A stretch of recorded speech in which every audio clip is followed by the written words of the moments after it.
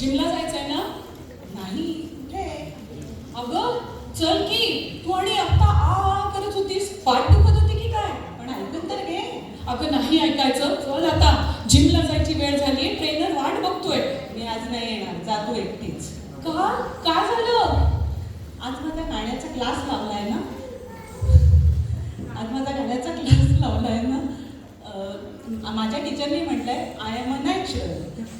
तसं पण अरिजित सिंग रिटायर झालाय, म्हणून माझं एक मस्त यूट्यूब चॅनल सुरू करणार आहे. चन्ना मेरे या मेरे.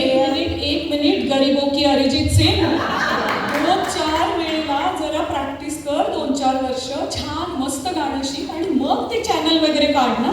2-4 वर्ष छे, एवढ्या वेळ कुठे थांबायला? तेवढ्यात तर माझं कथ्थक शिकून होईल.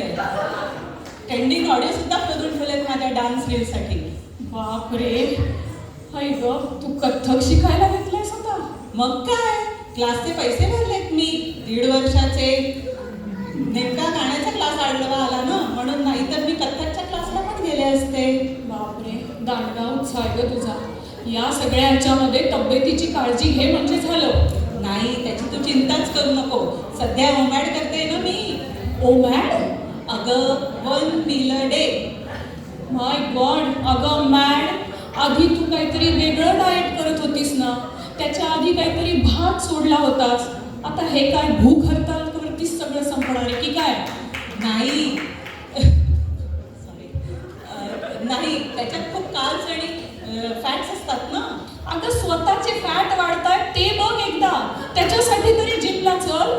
भरलेत पैसे, जाईन कधीतरी. तसं पण खूप बोर होतं, म्हणून तर मी कथ्थकचा क्लास लावलाय. अगं पण त्या कथ्थकला पण जावं लागतं, मेहनत घ्यावी लागते. हो, मग गाण्याचा ऑनलाईन गाण्याचा क्लास लावलाय ना, वर्क फ्रॉम होम. बाई, अगं तो गिटारवाला पण यायचा मध्ये तुझ्याकडे गिटार शिकवायला. 4 दिवस काय ती गिटार खाजवली, गेली तुझी खाज. अगं हे असं करण्याला याला ना एक ना धड भाराभर चिंध्या असं म्हणतात. याच्याने काय मिळणार आहे ग, असं 17 ठिकाणी नाचून? ठिकठिकाणी पैसे भरायचे, याच्याने काय होईल? पैसेही वाया जातील, वेळही वाया जाईल आणि हे अशा अर्धवट ज्ञानाने कुणाला कधीच काहीच मिळत नाही ग.